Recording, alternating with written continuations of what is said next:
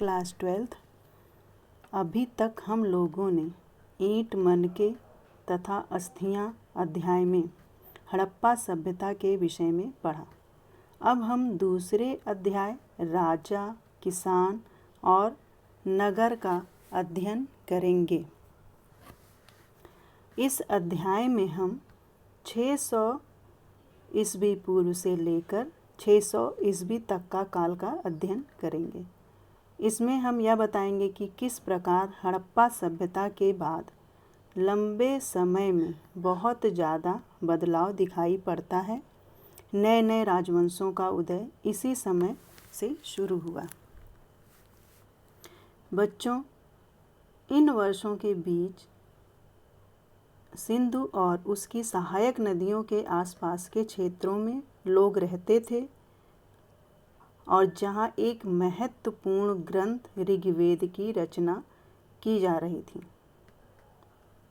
क्योंकि ये समय जो है वैदिक काल का था। इसी बीच वैदिक काल आया था और उस समय आप जानते हैं कि हमें वेदों से ही उस काल की जानकारी मिलती है, यानी वैदिक काल की जानकारी। तो आप जानते हैं कि वेद 4 प्रकार के थे: ऋग्वेद, यजुर्वेद, सामवेद और अथर्ववेद। तो उसी समय के बीच में इन ग्रंथों की जो है रचना हुई थी। बच्चों, इसी समय के बीच यह भी देखा गया है कि उत्तर भारत, दक्षिण भारत तथा कर्नाटक के आसपास के कुछ क्षेत्रों में कृषि बस्तियां उभरने लगी थीं। साथ ही हम लोग यह देखते हैं कि इस समय तक लोगों ने लोहे का आविष्कार भी कर लिया था और अच्छे ढंग से उसका प्रयोग भी करना शुरू कर दिया था। बच्चों, इसी समय दक्षिण भारत में कुछ चारागाह लोग भी प्रकट होने लगे थे और जैसा कि आपको बताया जा चुका है पहले भी कि हड़प्पा सभ्यता में लोगों के मरने के बाद उनका अंतिम संस्कार दफनाकर किया जाता था। इस समय भी बहुत सी जगह पर लोगों के मरने पर उनका अंतिम संस्कार दफनाकर करते थे। साथ ही जहाँ इन्हें दफनाया जाता था वहाँ बड़े बड़े पत्थर रख दिया जाता था, जिन्हें महापाषाण समाधान कहा जाता था। बच्चों, कई स्थानों पर मृतकों के साथ लोहे के उपकरण और हथियार भी रख दिए जाते थे। इसके साक्ष्य भी हमें मिलते हैं। बच्चों, 600 ईस्वी पूर्व से 600 ईस्वी तक के इतिहास को पढ़ने के लिए हमें जो स्रोत मिलते हैं वे हैं अभिलेख, सिक्के, चित्र, ग्रंथ, मतलब ये सारी सामग्रियां हैं। और इसको हम आपको 11th क्लास में भी इतिहास जानने के साधन के रूप में पढ़ा चुके हैं, लेकिन आज हम थोड़ा सा इसके बारे में जानकारी दे दें कि जिससे कि आपको क्लियर हो जाए, क्योंकि आपके इस अध्याय में भी अभिलेख वगैरह के बारे में दिया गया है। जैसा कि यहाँ पे आप देख रहे हैं अभिलेख। बच्चों, अभिलेखों के अध्ययन को अभिलेख शास्त्र कहते हैं। अभिलेख उसे कहते हैं जो पत्थर, धातु या मिट्टी के बर्तन जैसी कठोर सतह पर खुदे होते हैं। अभिलेख वह प्रमाण होते हैं जिन पर उस काल के लोगों की उपलब्धियों, क्रियाकलापों या विचारों का विवरण होता है, जिन पर तिथियां भी अंकित होती हैं। और अभिलेख जो होता है वो स्थायी प्रमाण होता है, वो कभी जो है नष्ट नहीं होता है। और अभिलेख आपके प्राकृत भाषाओं में जो है लिखे गए हैं। और जैसे प्राकृत उन भाषाओं को कहा जाता है जो जन सामान्य की उस समय भाषा हुआ ये करती थी, प्राकृत भाषा। और इस अध्याय में अजातशत्रु, और इसमें आपकी किताब में अजातशत्रु है वैसे, लेकिन इसमें शत्रु लिखा है, और अशोक जैसे शासकों का नाम जो है प्राकृत भाषा में लिखे गए हैं। ये मतलब इसमें मिलता है। बच्चों, जैसा कि हमने कहा कि ग्रंथों से भी मिलता है, तो आप जैसे वेद ले सकते हैं। वेद से हमें प्राचीन इतिहास के बारे में जानकारी मिलती है। कई तरह की उसमें पुस्तकें थीं, जैसे पुराण हो गया, बौद्ध एवं जैन ग्रंथ हो गया, ऐतिहासिक एवं अर्ध ऐतिहासिक ग्रंथ जैसे अर्थशास्त्र, गार्गी संहिता, अष्टाध्यायी, मुद्रा राक्षस, और कुछ विदेशी यात्री आए थे जिनके मतलब किताबों से हमें इतिहास की जानकारी मिलती है। और बच्चों, इन्हीं जानकारियों के द्वारा सिक्कों से भी हमें जानकारी मिलती है। जैसा कि जो प्राचीनतम सिक्के पाए गए हैं, आहत सिक्के उनको कहा गया है। और मुद्रा के अध्ययन से हमने बताया भी था कि सम्राटों के धर्म और उनकी व्यक्तिगत गुणों की जानकारी मिलती है। जैसा कि मतलब कोई भी अगर किसी भी चीज़ का गुणी होगा तो वो उनके सिक्कों से हमें पता चल जाता था। और सिक्कों से हमें आर्थिक दशा का भी पता चलता था, और सिक्कों से साम्राज्य की सीमा का भी हमें ज्ञान हो जाया करता था।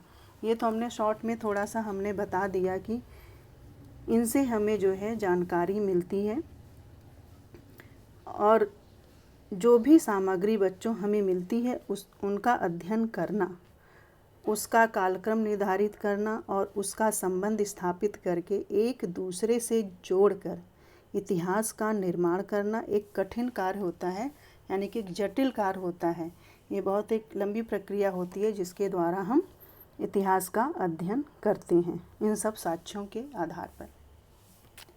बच्चों, 600 ईस्वी पूर्व से 600 ईस्वी तक लगभग 1000 साल में ऐसा क्या हुआ होगा जिससे हमें पढ़ने की ज़रूरत पड़ी। बच्चों, इस समय को पढ़ने की आवश्यकता इसलिए पड़ी कि यह जो 600 ईस्वी पूर्व का समय है, यह हमारे या भारतीय इतिहास का एक महत्वपूर्ण मोड़ है, क्योंकि इस काल में कुछ महत्वपूर्ण घटनाएं घटित हुई थीं। बच्चों, इस समय जैसे लोहे का प्रयोग मतलब शुरू हुआ था, और लोहे के प्रयोग से लोगों के जीवन में क्रांतिकारी परिवर्तन आया था। आपको पता होगा कि लोहा हमारे लिए कितना उपयोगी है। लोहे के प्रयोग से कृषि क्षेत्र में प्रगति आई, हथियारों का निर्माण हुआ, सिक्कों का प्रयोग होना शुरू हुआ, नए नए साम्राज्य का उदय हुआ। इसी समय शुरुआती राज्यों का उदय भी हुआ, जिनको हम 16 महाजनपद के रूप में जानते हैं। और 16 महाजनपद, इसको मैं जो है अगले क्लास में मैं पढ़ाऊँगी इसको, मतलब अगली वीडियो में। इसी समय पहले से चले आ रहे धर्मों की कमियों के कारण नए नए धर्मों, यानी कि जैसे जैन धर्म, बौद्ध धर्म का उदय हुआ। बच्चों, भारतीय अभिलेख विज्ञान में एक उल्लेखनीय प्रगति 1830, यहाँ पे आपकी किताब में दिखाई दे रहा है, 1830 में तब हुई जब ईस्ट इंडिया कंपनी के एक अधिकारी जेम्स प्रिंसेप ने सबसे पहले ब्राह्मी और खरोष्टी लिपियों को पढ़ने का सफल प्रयास किया था। इन लिपियों का प्रयोग आरंभिक अभिलेख या सिक्कों में मिलते हैं। जो ये ब्राह्मी, बच्चों बता देते हैं, जो ब्राह्मी और खरोष्टी लिपि थी, जैसे खरोष्टी लिपि दाएं से बाएं की ओर लिखी गई है, और ब्राह्मी लिपि हम बता चुके हैं आपको कि काफ़ी प्राचीन लिपि है ये। और आज हम लगभग भारत में जितनी भी भाषाएं पढ़ते हैं उनकी जड़ जो है वो ब्राह्मी लिपि ही है। और खरोष्टी लिपि ज़्यादातर मतलब पाकिस्तान में पाई गई है। मतलब ये जो भी अभिलेख पाए गए हैं वो खरोष्टी लिपि के, वो पाकिस्तान में मिले हैं, अशोक के इस लिपि में लिखे हुए।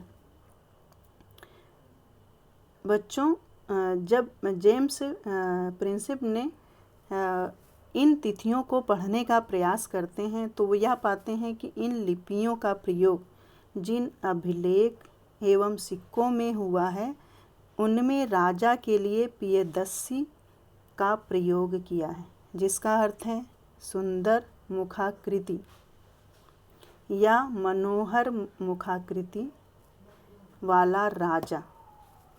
इसको कहा गया है मनोहर मुखाकृति वाला राजा है, अर्थात जो देखने में सुंदर हो।